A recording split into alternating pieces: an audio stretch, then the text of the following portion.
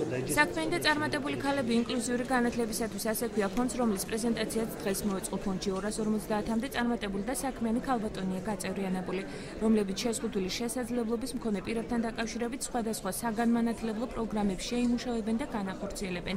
ასევე დაეგეგმება კულტურული ღონისძიებებიც, რომელსაც თავად ფონდის წევრები დააფინანსებენ.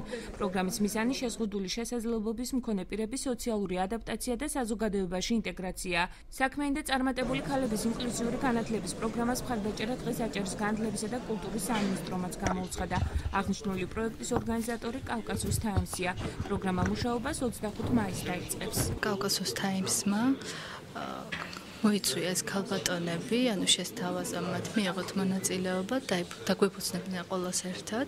ესეთი გრანდიოზული და ძალიან საჭირო მე ვფიქრობ ფონდი და 250 ქალბატონი, რომელიც არის წარმატებული და საქმიანი, შემოუერთდა ამ ფონდს.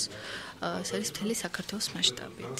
ქალბატონებს ბევრი რამ შეგვიძლიათ, მით უმეტეს 250 ქალბატონი, ის რაც დღეს 27 აპრილს შევიკრიბეთ. მე ვიცი, რომ ჩვენი რიცხვი კიდევ და კიდევ უფრო გაიზრდება.